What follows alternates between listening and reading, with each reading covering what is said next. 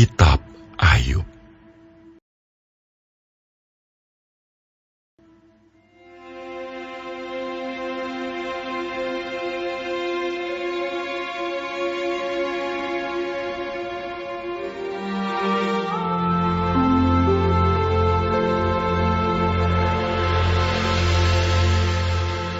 Ada seorang laki-laki di tanah Uz bernama Ayub. Orang itu saleh dan jujur. Ia takut akan Allah dan menjauhi kejahatan. Ia mendapat 7 anak laki-laki dan 3 anak perempuan. Ia memiliki 7.000 ekor kambing domba, 3.000 ekor unta, 500 pasang lembu, 500 keledai betina, dan budak-budak dalam jumlah yang sangat besar. Sehingga orang itu adalah yang terkaya dari semua orang di sebelah timur. Anak-anaknya yang lelaki biasa mengadakan pesta di rumah mereka masing-masing, menurut giliran. Dan ketiga saudara perempuan mereka diundang untuk makan dan minum bersama-sama mereka. Setiap kali apabila hari-hari pesta telah berlalu, Ayub memanggil mereka dan menguduskan mereka. Keesokan harinya, pagi-pagi, bangunlah Ayub, lalu mempersembahkan korban bakaran sebanyak jumlah mereka sekalian. Sebab pikirnya, mungkin anak-anakku sudah berbuat dosa dan telah mengutuki Allah di dalam hati. Demikianlah dilakukan Ayub senantiasa. Pada suatu hari, datanglah anak-anak Allah menghadap Tuhan. Dan di antara mereka datanglah juga iblis. Maka bertanyalah Tuhan kepada iblis, "Dari mana engkau?" Lalu jawab iblis kepada Tuhan, "Dari perjalanan mengelilingi dan menjelajah bumi." Lalu bertanyalah Tuhan kepada iblis, "Apakah engkau memperhatikan hambaku Ayub? Sebab tiada seorang pun di bumi seperti dia, yang demikian saleh dan jujur, yang takut akan Allah dan menjauhi kejahatan." Lalu jawab iblis kepada Tuhan, "Apakah dengan tidak mendapat apa-apa, Ayub takut akan Allah? Bukankah engkau yang membuat pagar sekeliling dia dan rumahnya serta segala yang dimilikinya? Apa yang dikerjakannya telah kau berkati, dan apa yang dimilikinya makin bertambah di negeri itu.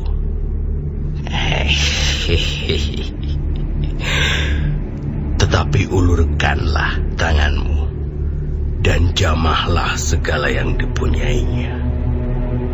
Ia pasti mengutuki engkau di hadapanmu." Maka firman Tuhan kepada iblis, "Nah, segala yang dia punyai ada dalam kuasamu. Hanya janganlah engkau mengulurkan tanganmu terhadap dirinya."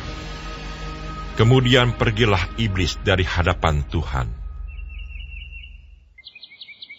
Pada suatu hari, ketika anak-anaknya yang lelaki dan yang perempuan makan-makan dan minum anggur di rumah saudara mereka yang sulung, datanglah seorang pesuruh kepada Ayub dan berkata, sedang lembu sapi membajak dan keledai-keledai betina makan rumput di sebelahnya.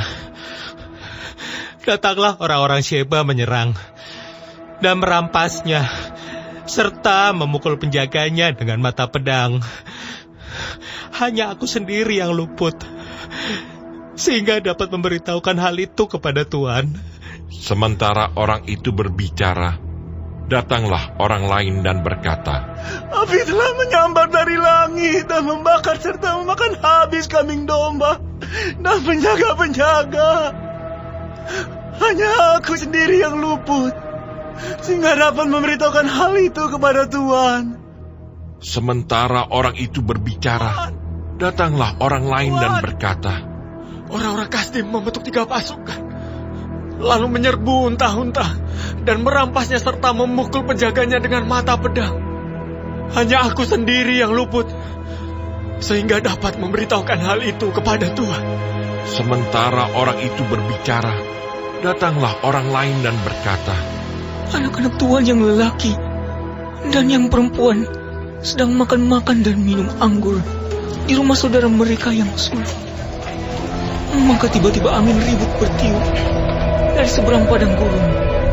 Rumah itu dilandanya pada 4 penjurunya dan roboh menimpa orang-orang muda itu, sehingga mereka mati. Hanya aku sendiri yang luput, sehingga dapat memberitahukan hal itu kepada Tuhan. Maka berdirilah Ayub, lalu mengoyak jubahnya dan mencukur kepalanya. Kemudian sujudlah ia dan menyembah. Katanya, dengan telanjang aku keluar dari kandungan ibuku. Dengan telanjang juga aku akan kembali ke dalamnya. Tuhan yang memberi, Tuhan yang mengambil. Terpujilah nama Tuhan. dalam kesemuanya itu, Ayub tidak berbuat dosa dan tidak menuduh Allah berbuat yang kurang patut.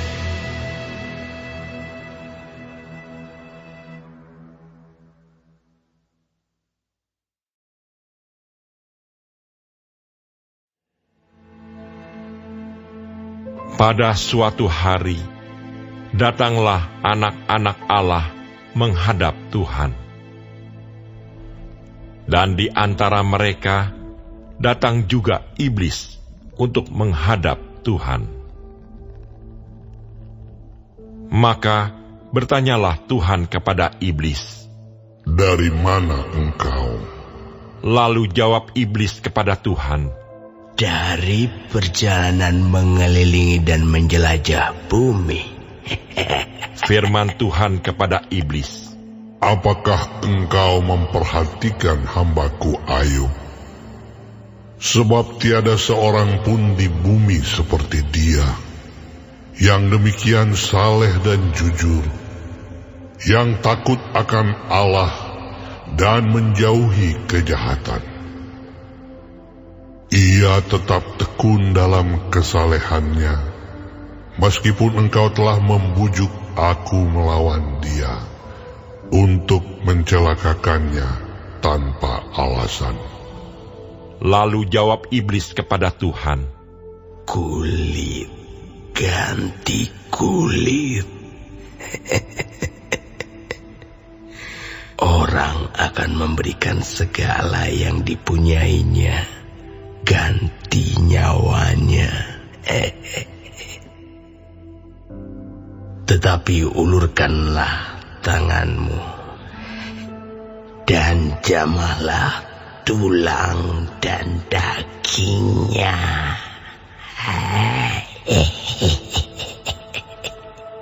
Ia pasti mengutuki engkau di hadapanmu." Maka firman Tuhan kepada iblis, "Nah, ia dalam kuasamu, Hanya sayangkan nyawanya. Kemudian iblis pergi dari hadapan Tuhan. Lalu ditimpanya Ayub dengan barah yang busuk, dari telapak kakinya sampai ke batu kepalanya. Lalu Ayub mengambil sekeping beling untuk menggaruk-garuk badannya sambil duduk di tengah-tengah abu. Maka berkatalah istrinya kepadanya, "Masih bertekunkah engkau dalam kesalehanmu? Kutukilah Allahmu dan matilah." Tetapi jawab Ayub kepadanya, Engkau berbicara seperti perempuan gila. Apakah kita mau menerima yang baik dari Allah, tetapi tidak mau menerima yang buruk? Dalam kesemuanya itu, Ayub tidak berbuat dosa dengan bibirnya. Ketika ketiga sahabat Ayub mendengar kabar tentang segala malapetaka yang menimpa dia, maka datanglah mereka dari tempatnya masing-masing, yakni Elifas orang Teeman dan Bildad orang Suah, serta Sowar orang Naamah. Mereka bersepakat untuk mengucapkan belasungkawa kepadanya dan menghibur dia. Ketika mereka memandang dari jauh, mereka tidak mengenal lagi. Lalu menangislah mereka dengan suara nyaring. Mereka mengoyak jubahnya dan menaburkan debu di kepala terhadap langit. Lalu mereka duduk bersama-sama dia di tanah selama 7 hari 7 malam. Seorang pun tidak mengucapkan sepatah kata kepadanya, karena mereka melihat bahwa sangat berat penderitaannya.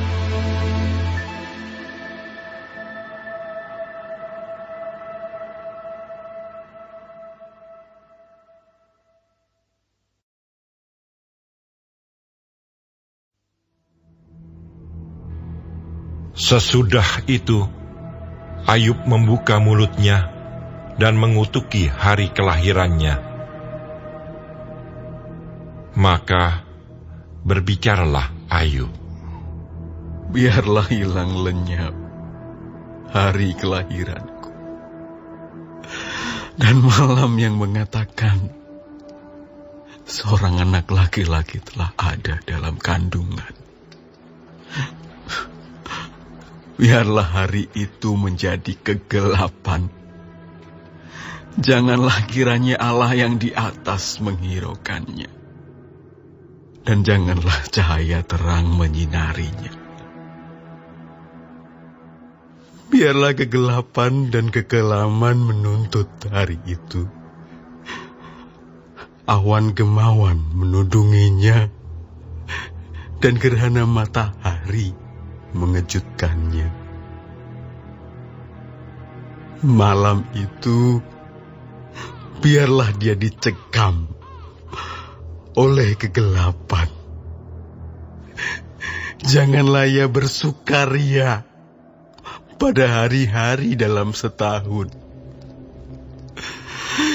Janganlah ia termasuk bilangan bulan-bulan.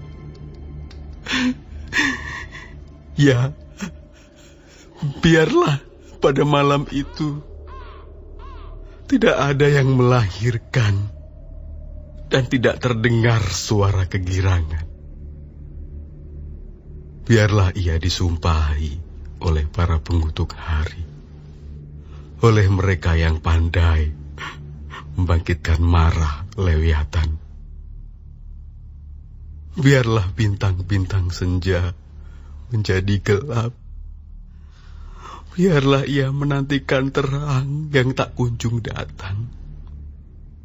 Janganlah ia melihat merekahnya fajar, karena tidak ditutupnya pintu kandungan ibuku, dan tidak disembunyikannya kesusahan dari mataku. Mengapa aku tidak mati waktu aku lahir, atau binasa waktu aku keluar dari kandungan? Mengapa pangkuan menerima aku? Mengapa ada buah dada sehingga aku dapat menyusu? Jikalau tidak, aku sekarang berbaring dan tenang, dan tertidur dan mendapat istirahat bersama-sama raja-raja dan penasihat-penasihat di bumi yang mendirikan kembali reruntuhan bagi dirinya, atau bersama-sama pembesar-pembesar yang mempunyai emas, yang memenuhi rumahnya dengan perak. Atau mengapa aku tidak seperti anak gugur yang disembunyikan, seperti bayi yang tidak melihat terang? Di sanalah orang fasik berhenti menimbulkan huru-hara.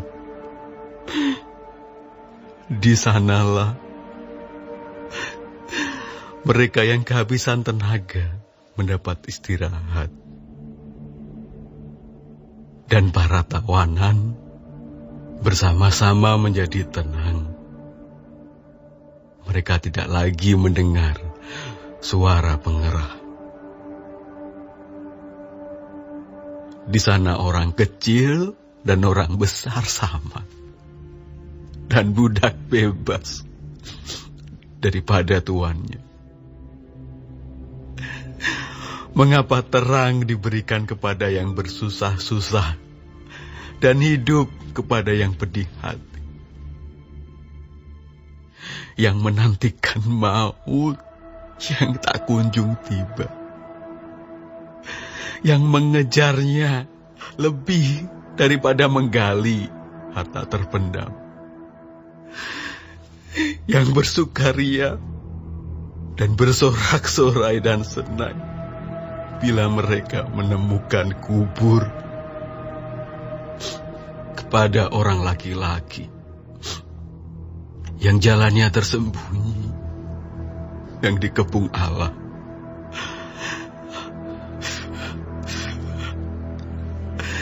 Karena ganti rotiku adalah keluh kesahku, dan keluhanku tercurah seperti air. Karena yang kutakutkan, itulah yang menimpa aku, dan yang kucemaskan, itulah yang mendatangi aku. Aku tidak mendapat ketenangan dan ketenteraman. Aku tidak mendapat istirahat.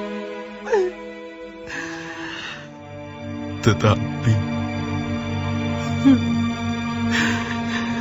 kegelisahanlah yang timbul.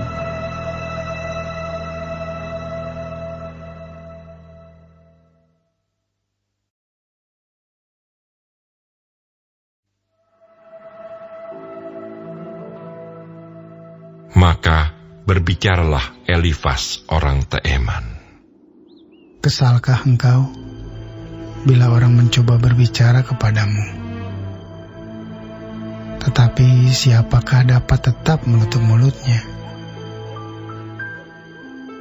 Sesungguhnya engkau telah mengajar banyak orang, dan tangan yang lemah telah engkau kuatkan. Orang yang jatuh telah dibangunkan oleh kata-katamu, dan lutut yang lemas telah kau kokohkan. Tetapi sekarang dirimu yang tertimpa, dan engkau kesal. Dirimu terkena, dan engkau terkejut. Bukankah takutmu akan Allah yang menjadi sandaranmu,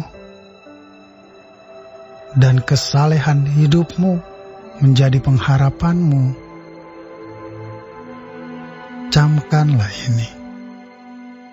Siapa binasa dengan tidak bersalah, dan di manakah orang yang jujur dipunahkan? Yang telah kulihat ialah bahwa orang yang membajak kejahatan dan menabur kesusahan, ia menuainya juga. Mereka binasa oleh nafas Allah dan lenyap oleh hembusan hidungnya. Singa mengaum, singa meraung. Patahlah gigi singa-singa muda. Singa binasa karena kekurangan mangsa, dan anak-anak singa betina bercerai-berai. Suatu perkataan telah disampaikan kepadaku dengan diam-diam, dan telingaku menangkap bisikannya. Waktu bermenung oleh sebab khayal malam, ketika tidur nyenyak menghinggapi orang. Aku terkejut dan gentar, sehingga tulang-tulangku gemetar. Suatu roh melewati aku. Tegaklah bulu romaku. Ia berhenti, tetapi rupanya tidak dapat kukenal. Suatu sosok ada di depan mataku. Suara berbisik-bisik kudengar. Mungkinkah seorang manusia benar di hadapan Allah? Mungkinkah seseorang tahir di hadapan penciptanya? Sesungguhnya hamba-hambanya tidak dipercayainya.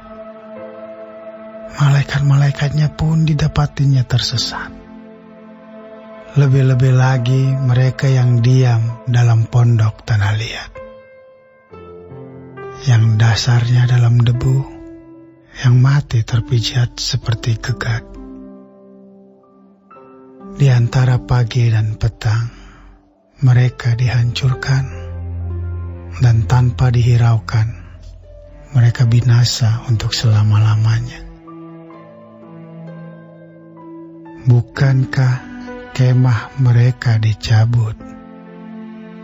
Mereka mati, tetapi tanpa hikmat.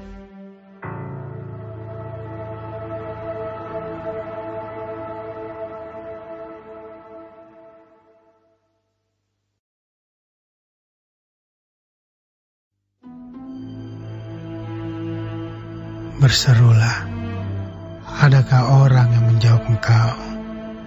Dan kepada siapa di antara orang-orang yang kudus engkau akan berpaling? Sesungguhnya, orang bodoh dibunuh oleh sakit hati, dan orang bebal dimatikan oleh iri hati. Aku sendiri pernah melihat orang bodoh berakar, tetapi serta-merta kukutuki tempat kediamannya. Anak-anaknya selalu tidak tertolong. Mereka diinjak-injak di pintu gerbang, tanpa ada orang yang melepaskannya. Apa yang dituainya dimakan habis oleh orang yang lapar, bahkan dirampas dari tengah-tengah duri, dan orang-orang yang dahaga mengingini kekayaannya. Karena bukan dari debu terbit bencana, dan bukan dari tanah tumbuh kesusahan, melainkan manusia menimbulkan kesusahan bagi dirinya, seperti bunga api berjolak tinggi. Tetapi tentu aku akan mencari Allah, dan kepada Allah aku akan mengadukan perkaraku. Ia melakukan perbuatan-perbuatan yang besar dan yang tak terduga, serta keajaiban-keajaiban yang tak terbilang banyaknya. Ia memberi hujan ke atas muka bumi dan menjatuhkan air ke atas ladang. Ia menempatkan orang yang hina pada derajat yang tinggi, dan orang yang berduka cita mendapat pertolongan yang kuat. Ia menggagalkan rancangan orang cerdik, sehingga usaha tangan mereka tidak berhasil. Ia menangkap orang berhikmat dalam kecerdikannya sendiri, sehingga rancangan orang yang belat-belit digagalkan. Pada siang hari, mereka tertimpa gelap, dan pada tengah hari, mereka meraba-raba seperti pada waktu malam. Tetapi ia menyelamatkan orang-orang miskin dari kedahsyatan mulut mereka dan dari tangan orang yang kuat. Demikianlah ada harapan bagi orang kecil, dan kecurangan tutup mulut. Sesungguhnya berbahagialah manusia yang ditegur Allah. Sebab itu, janganlah engkau menolak didikan yang Maha Kuasa. Karena dialah yang melukai, tetapi juga yang membebat. Dia yang memukuli, tetapi yang tangannya menyembuhkan pula. Dari 6 macam kesesakan, engkau diluputkannya. Dan dalam 7 macam engkau tidak kena malapetaka. Pada masa kelaparan engkau dibebaskannya dari maut, dan pada masa perang dari kuasa pedang. Dari cemeti lidah engkau terlindung, dan engkau tidak usah takut bila kemusnahan datang. Kemusnahan dan kelaparan akan kau tertawakan, dan binatang liar tidak akan kau takuti. Karena antara engkau dan batu-batu di padang akan ada perjanjian, dan binatang liar akan berdamai dengan engkau. Engkau akan mengalami bahwa kemahmu aman, dan apabila engkau memeriksa tempat kediamanmu, engkau tidak akan kehilangan apa-apa. Engkau akan mengalami bahwa keturunanmu menjadi banyak, dan bahwa anak cucumu seperti rumput di tanah. Dalam usia tinggi engkau akan turun ke dalam kubur, seperti berkas gandum dibawa masuk pada waktunya. Sesungguhnya semuanya itu telah kami selidiki. Memang demikianlah adanya. Dengarkanlah dan camkanlah itu.